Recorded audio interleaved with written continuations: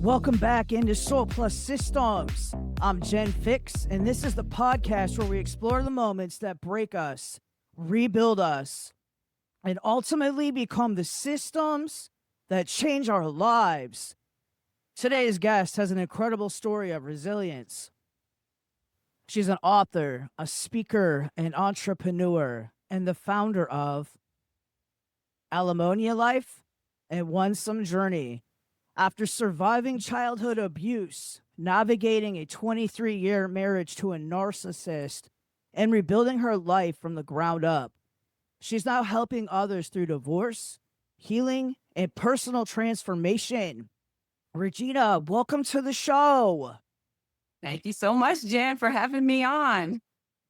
Hey, it's a true honor to have you on the show.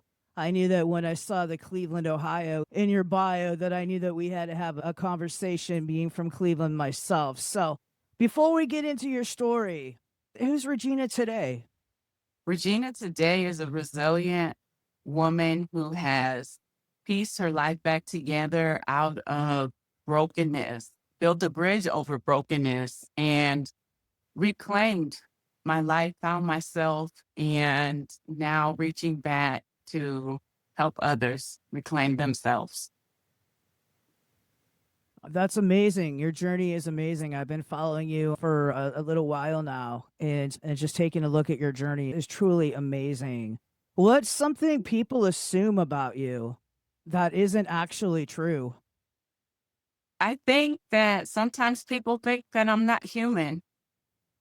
They say things like I make it look easy or I make it look good, but they don't see the moments when I'm on the floor in tears and when I'm struggling.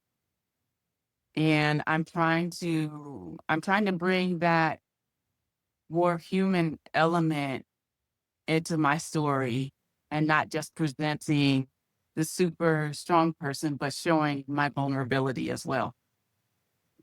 Yeah, I think that's such a magical experience to be able to realize that sometimes we need to be on, sometimes we need to have that armor. And for me, that's one of the things that I struggled with the longest time was carrying my armor for so long and not really letting people in.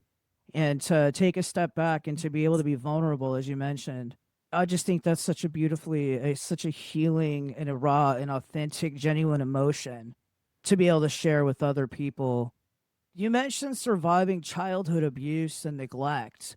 How did that shape the person that you have become? I think that the experiences that I had were very difficult, and I just, for the longest time, I saw them as really bad parts of my life. But in writing my memoir, I had the opportunity to take the story apart and really see how at the age of 7, I was resilient, and I've always been resilient.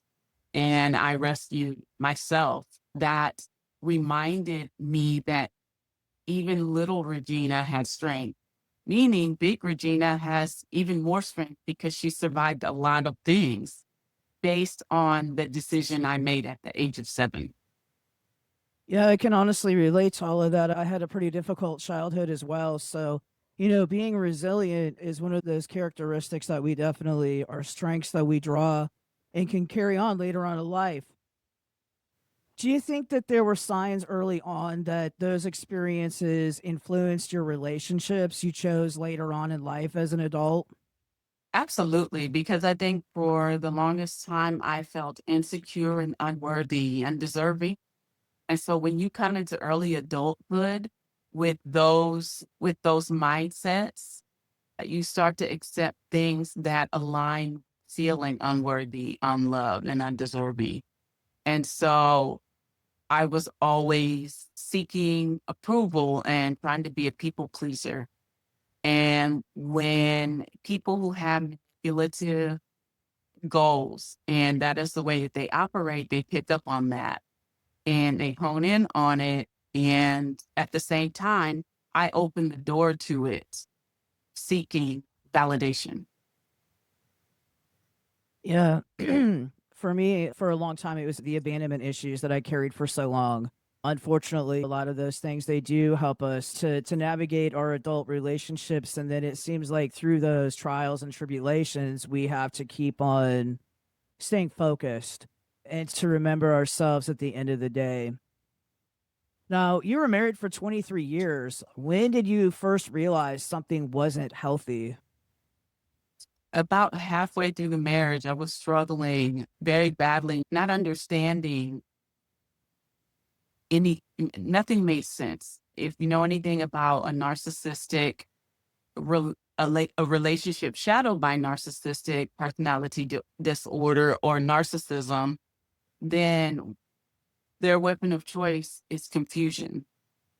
And I was confused for a very long time because the responsibility for keeping peace was placed upon me.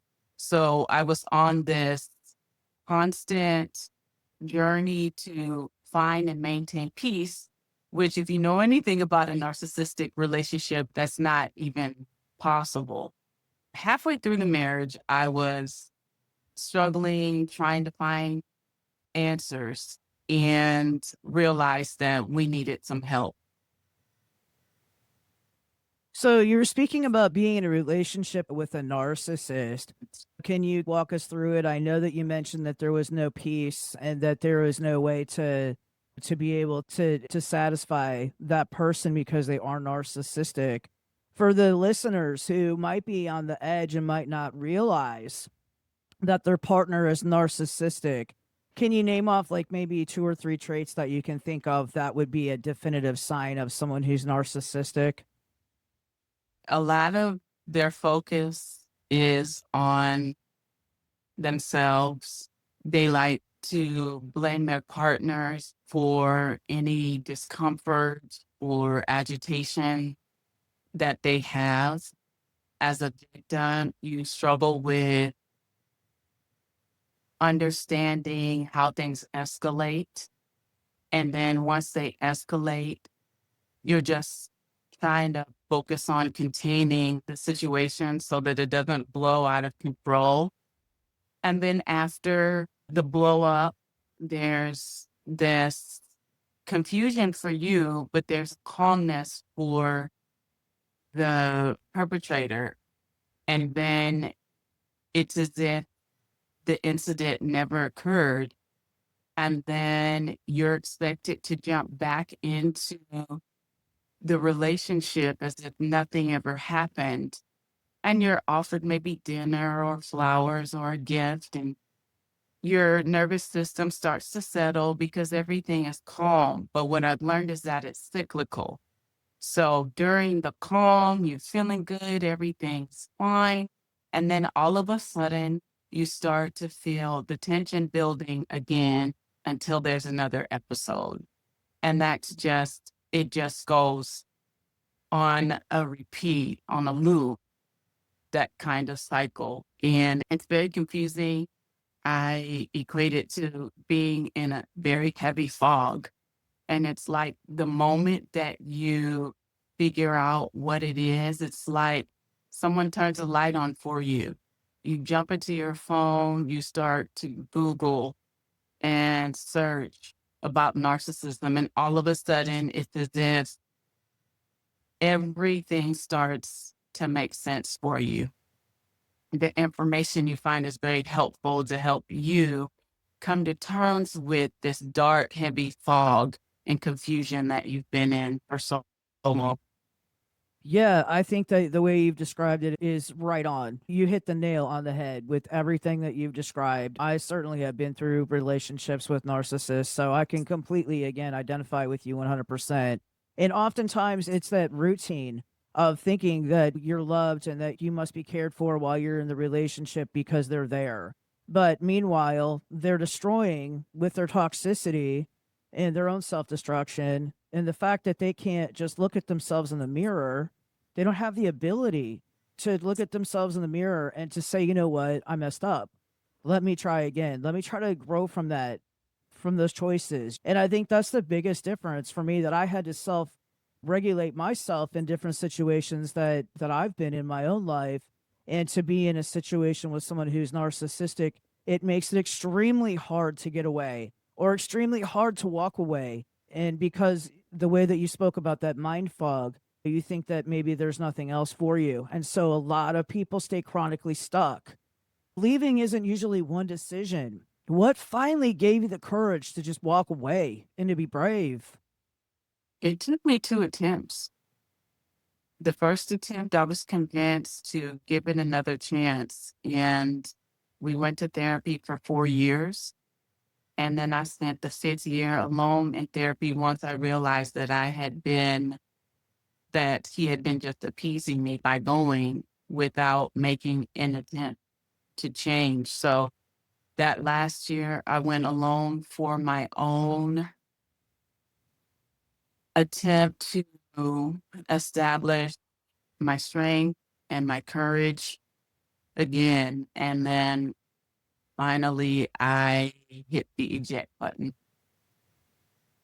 And I'm so proud of you for doing that. And I'm honored to have you here to be able to tell your story.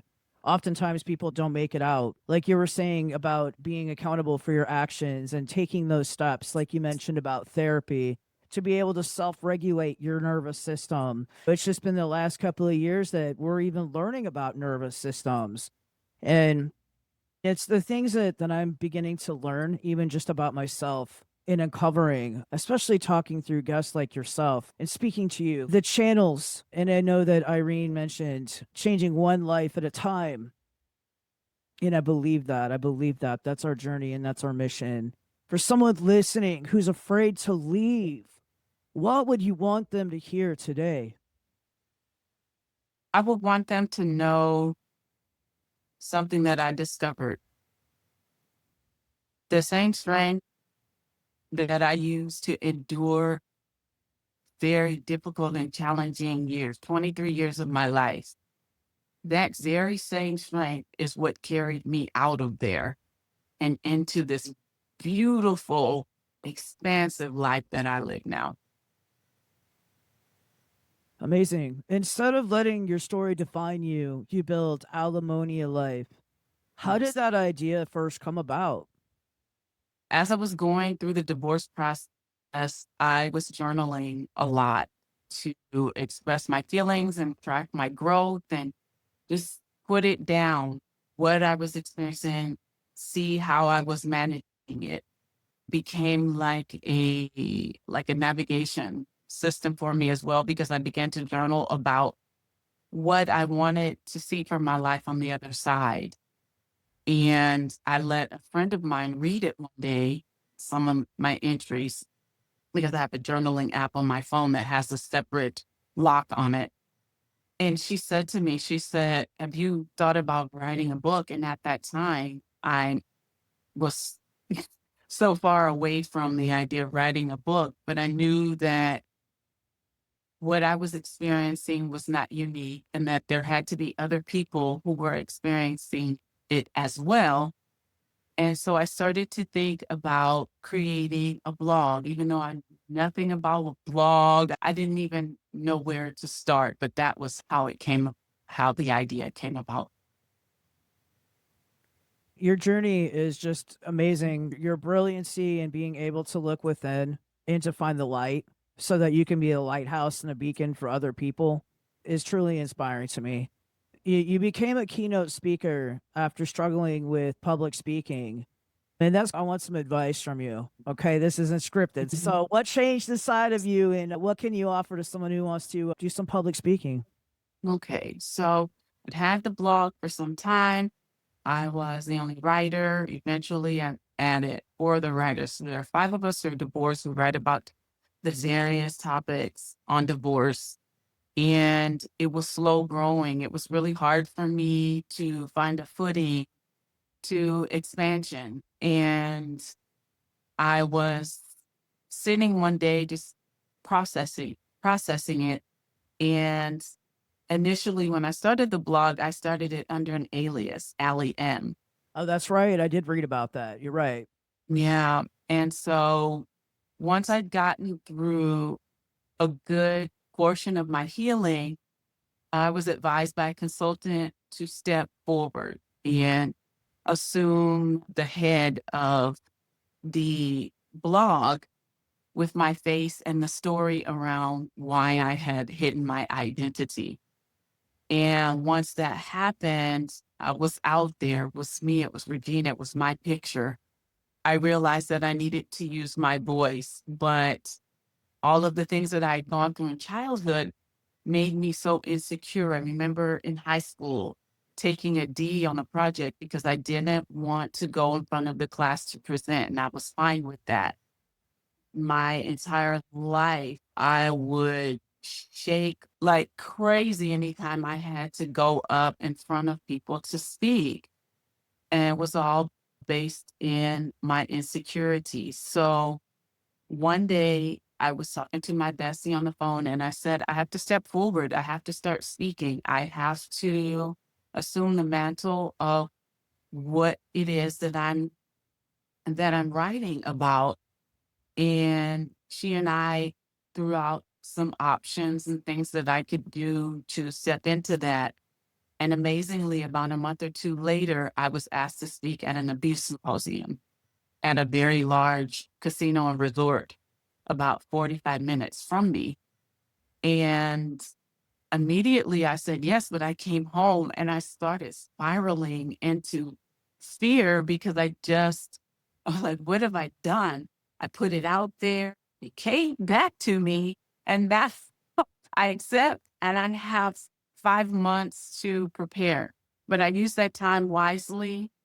I wrote this speech from my experience and what it was that I wanted people to know. And I got in my bathroom mirror with a makeshift podium out of a trash can and a box, and I practiced every night. And then I recorded my speech in my bathroom, and in my car, I played it over and over again and utilized the little bit of time that I had to prepare. And so the day of the event, I focused solely on the message. I'm not here to worry about my nerves. I'm not here to worry about what people think about the way I'm dressed. I'm not here to impress anybody. I'm here to share my story, my message, hoping that it syncs with at least one person in the room. And I got up there and I landed it. And after the event, when people came up to me sharing stories that they remembered from years ago that they had realized was abuse, or connecting with something that they were going through currently, or connecting with a story of someone in their lives, was amazing. And then I was offered the opportunity to teach a workshop just a couple months later that very day. So I began to understand that everything is everything lines up for you the way that it's supposed to when you say yes. Amazing. That's amazing. That's amazing to me that your journey, that like what you said about being able to take the box and the mirror and just practicing in the car and things like that are just really great information for anybody who wants to get into public speaking. What's the vision behind Onesome Journey in the living room experience? Okay. I created this experience to support people in life transitions and personal growth. It was born with the understanding that many people find themselves rebuilding after major life changes, and they need a space to feel seen, empowered, and connected. At the heart of Onesome is the belief that all our relationships are founded on the most important relationship, the one that we have with ourselves. Whatever that looks like translates into every connection that we have with others. So when we grow, we learn ourselves better, it positively impacts every area of our lives. So these events are to combine meaningful conversation, insight, self-care, community, inspiration to help people to move from surviving to thriving. Beautiful. If you could sit across from the version of yourself that had just walked out of that marriage, what would you tell her?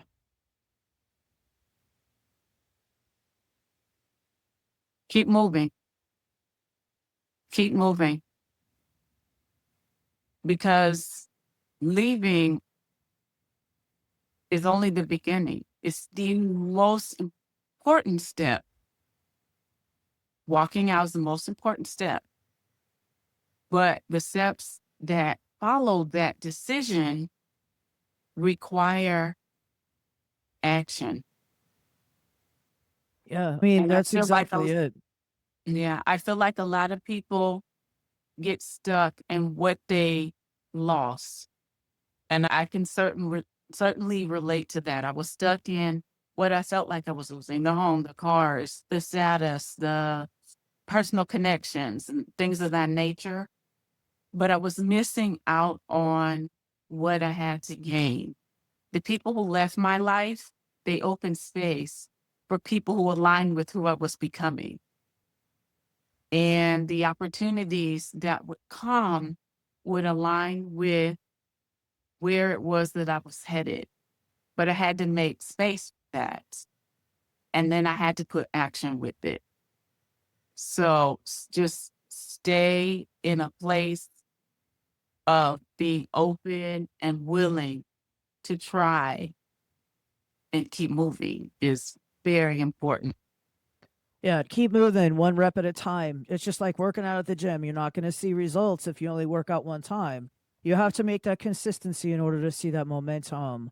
I always like to give my guests a chance to share what they're building. Tell everyone about Alimonia Life, Onesome Journey, your book, and where people can absolutely connect with your journey online.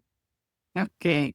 So about 2.5 years ago, I published my memoir, Lessons on the Way to Onesome, which is basically a journey back to yourself. The book is available on Amazon, Kindle, Audible, and available at Alimonia Life, which is my website. My new project that I'm working on is the Onesome Journey, the Living Room Experience. It's a very small event. 10 to 12 people will be coming together in San Diego wine country. I've got rented a home over there overlooking the wine country. And we're going to sit down and talk and journal and share our stories and see the commonality, because I think so often people feel alone in their experience. And even though our experiences are all different, there's a common thread that runs through them all. We're human, we hurt, we want to grow, and we want to build beyond that. And so I'm so excited for this event. It's Saturday, October 17th in San Diego wine country to help me with this. This is my first event.